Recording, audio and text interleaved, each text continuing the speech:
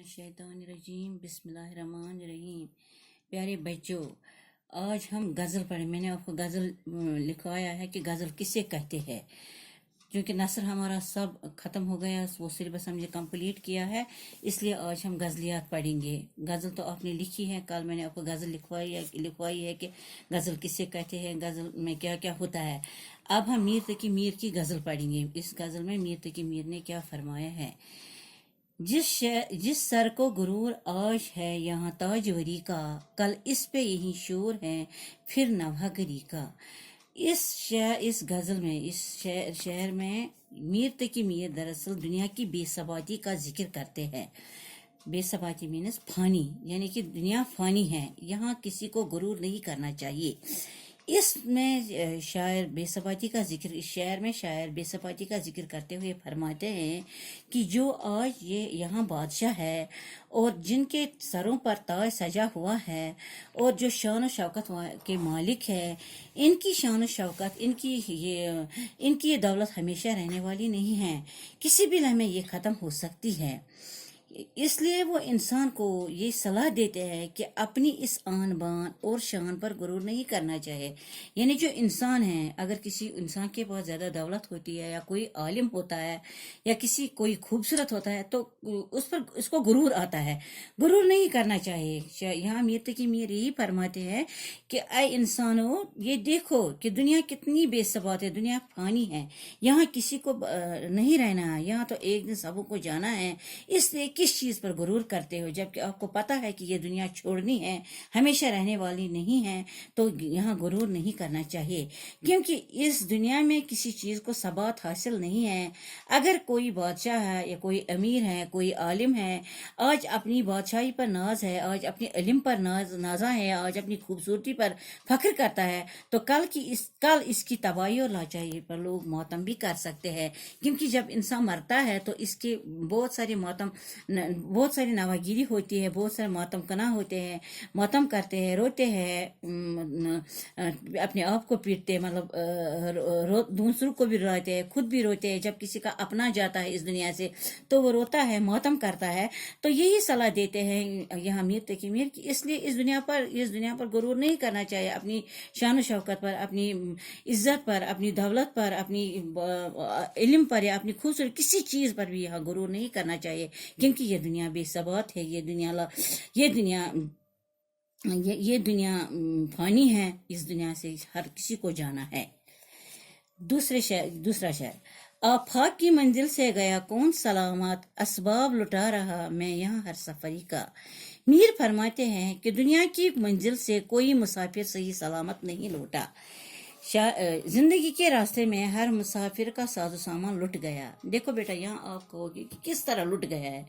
जब इंसान यहाँ पर आता है, इस दुनिया में आता है, तो वो खाली हाथ आता है।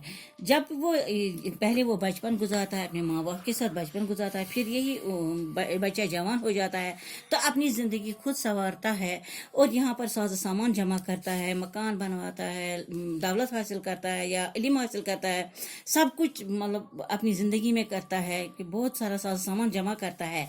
लेकिन जब वो यहाँ से जाता है तो उसको सब कुछ यहीं छोड़ना पड़ता है। तो ये कहता है मीर तकी मीर, यहाँ से कोई सही सलामत नहीं गया, सब खाली हाथ गए हैं। जिस तरह मैंने आपको पहले पढ़ा है, आपने 10th में भी पढ़ा है, सिकंदर से तो जब खाली हाथ यहाँ से गए, सिकंदर जब बादशाह था, उसने दुनिया को ये इबरत देने के लिए कहा था कि जब सिकंदर को दुनिया में कब्र में डाला जाएगा, जब सिकंदर को ताबूत में डाला जाएगा तो उसके हाथ बाहर रखना ताकि दुनिया को सबक हासिल हो जाए कि जो अजीम बादशाह था वो भी यहाँ से खाली हाथ गया। यानी जिसने इतनी बड़ी सल्तनत बनाई थी फिर भी वो यहाँ से खाली हाथ गया, उसका सारा साजो सामान यहीं पर छोड़ गया, तो समझो कि वो लुट गया। जिंदगी के आखिरी मरहले में आहिस्ता आहिस्ता इंसान की तमाम सलाहियतें और कुव्वतें ख़त्म हो जाती हैं।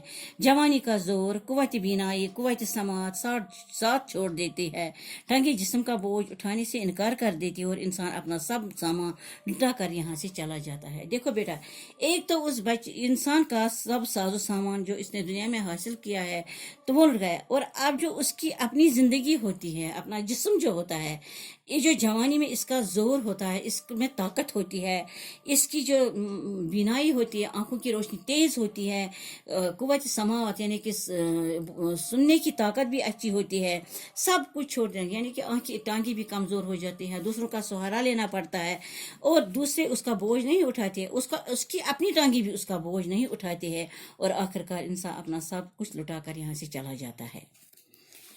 زنداں میں بھی شورش نہ گئی اپنے جنون کی، اب سنگ مداوا ہے اس آشفت سریقہ۔ شاعر فرماتے ہیں آشفتہ یعنی پریشان، بدحواس، بیٹا آشفتہ مینز گو بدحواس، پریشان۔ شاعر فرماتے ہیں کہ دیوانگی بڑھ جائے تو دیوانے کو قید میں کیا جاتا ہے، قید خانے میں قید کیا جاتا ہے، یعنی ہم دیکھتے ہیں جب کوئی پاگل ہو جاتا ہے تو اس کو ہم پاگل خانے لے جاتے ہیں کہ یہ وہیں بیٹھے گا، نہیں تو یہ سبوں کو مارے گا۔ لیکن میری دیوانگی اس قدر شدید ہے، شاعر یہاں فرماتے ہیں کہ میری دیوانگی مگر اتنی شدید ہے، اتنی تیز ہے کہ قید خانے میں بھی میری دیوانگی کام نہ ہوئی، یعنی اگرچہ مجھے لوگوں نے قید خانے میں رکھا، اگرچہ مجھے لوگوں نے پاگل خانے میں رکھا، لیکن وہاں پر بھی میری دیوانگی کام نہیں ہوئی، میرا جنون کام نہیں ہوا۔ اب تو اس دیوانگی اور پاگل پن کا علاج یہی ہے کہ پتھر سے سر ٹکرایا جائے اور اپنا خاتمہ کیا جائے۔ شاعر فرماتے ہیں کہ مجھ پر اتنی دیوانگی طاری ہو گئی ہے، میں مجنون بن گیا ہوں، لیکن اس جنون کا ایک ہی علاج ہے کہ میں کسی چیز سے سر ٹکراؤں، کسی پتھر سے سر ٹکراؤں اور اپنے آپ کو ختم کر دوں۔ ہر زخمی جگر داد ورے محشر سے ہمارا، انصاف طلب ہے تیری بیدادگری کا۔ فرماتے ہیں بیدادگری یعنی ظلم، بے انصافی۔ فرماتے ہیں اپنے محبوب سے، یعنی شاعر کا جو محبوب ہے اس سے مخاطب ہو کر فرماتے ہیں کہ میرے جگر کا ہر زخم قیامت کے روز اللہ تعالیٰ سے تمہارے ظلم و ستم کے لیے انصاف طلب کرے گا۔ یعنی شاعر کو یہاں محبوب سے گلہ ہے کہ تو نے مجھ پر اتنے ظلم و ستم کیے ہیں کہ کل قیامت کے دن میں اپنے اللہ تعالیٰ سے تمہاری ظلم و ستم کے لیے انصاف مانگوں گا، یعنی دنیا میں تم چاہے جتنے ستم ڈھاؤ لیکن قیامت کے روز تمہیں حساب دینا ہی ہوگا۔ یہ اس پر شاعر اپنی جنونیت اپنی جنون اس شعر میں شاعر جو ہے نا اپنی دیوانگی کا کہتے ہیں کہ مجھ پر جو دیوانگی طاری ہوئی ہے یہ صرف مجھے اپنے محبوب کی بے اعتنائی اور اس کے ظلم و ستم سے ہو گئی ہے۔ اپنی تو جہاں آنکھ لڑی پھر وہی دیکھو، آئینے کو لپکا ہے پریشان نظری کا۔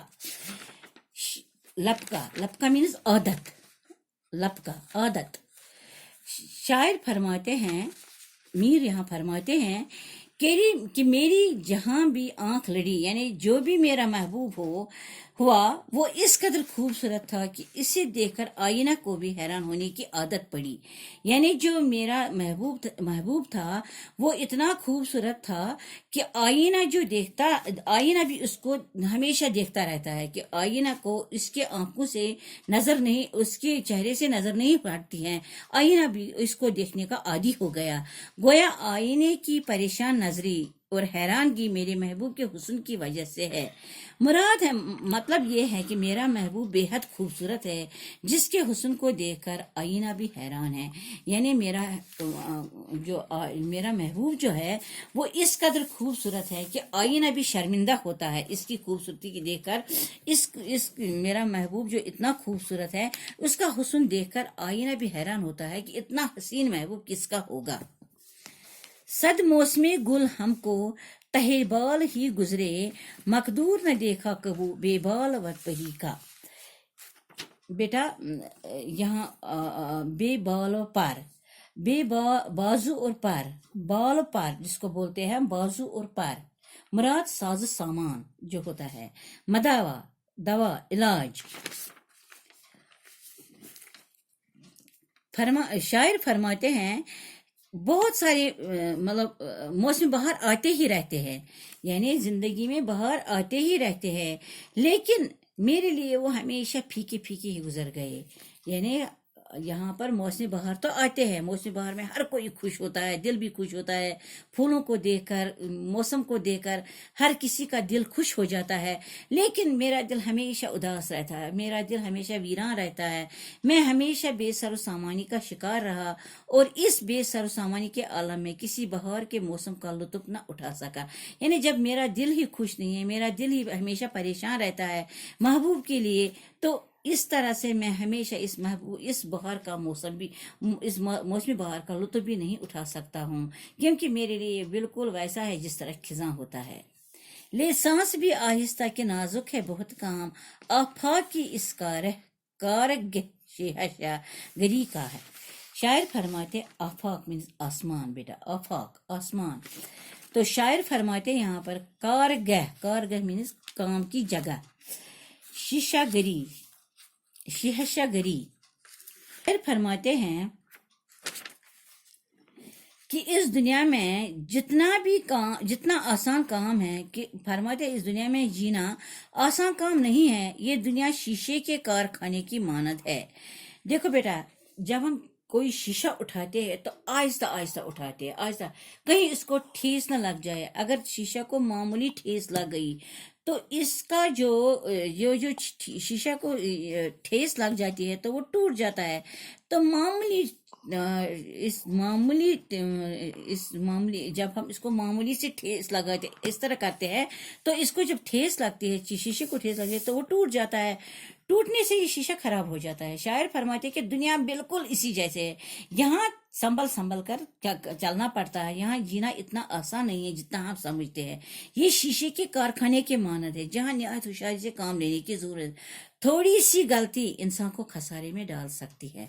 यानी अगर हम थोड़ी सी गलती यहाँ करते हैं तो ये हमें इसके लिए नुकसान उठाना पड़ता है। इसलिए यहाँ सांस भी सोच समझ कर लेना पड़ता है, यानी बहुत ही एहतियात से अपने शब रोज गुजारने हैं, कोई गलती ना हो जाए ताकि हम उम्र भर के लिए पछताया न करें। अगर मामूली सी गलती हो जाए, जिस तरह शीशे को अगर मामूली सी ठेस लगी तो वो टूट जाता है, तो इसको वो कभी ठीक नहीं होता है। इसी तरह इंसान के अगर गलती हो गई, इस इंसान को मामूली सी गलती हो गई, तो वो बहुत पछताता है। इस पछतावे के लिए इसको अपने शब रोज, अपने दिन रात बहुत एहतियात से गुजारने पड़ते हैं। तिकमीर जिगर सोख्ता की जलद खबर ले, क्या यार भरोसा है चरागे शहर का। शायर फरमाते हैं यहाँ पर, इस मक्ते में शायर फरमाते हैं, अपने दोस्त से मुखातिब होकर कहते हैं कि जिसका जिगर दुखों और नाकामियों की आग से जल चुका है, इसको जरा जल्दी से देखने और मिलने आओ, क्योंकि वो सुबह के चिराग की मानद है जो किसी भी वक्त बुझ सकता है। यानी मीर अब ज्यादा दिन जीने वाला नहीं है, इसलिए ऐ महबूब जाकर उससे मिलो, इससे मुलाकात करो। यहाँ शायर मक्ते में फरमाते हैं कि यानी शायर अपना दुख यहाँ पर बयान करते हैं कि मेरा दिल दुखों और नाकामियों की आग से जल चुका है, राख हो चुका है। अगर इसको जल्दी तो इसको अब ऐ महबूब तुम इसको जल्दी से मिलो और इसको देखो, क्योंकि वो एक सुबह के चिराग के मानद है। यानी सुबह का चिराग है, जल्दी जल्दी जब वो बुझ जाता है तो कहता है कि यानी मेरी जिंदगी का चिराग जल्दी गुल होने वाला है। इसलिए यानी मीर अब ज्यादा अपने आप से मुखातिब होकर कहता है कि मीर अब ज्यादा दिन जीने वाला नहीं है, अब वो ज्यादा दिन यहाँ जिंदगी नहीं गुजार सकता है। इसलिए महबूब तुम जल्दी जाकर उससे मिलो और उससे मुलाकात करो, ताकि इसके दुखों का थोड़ा सा मदावा हो जाए।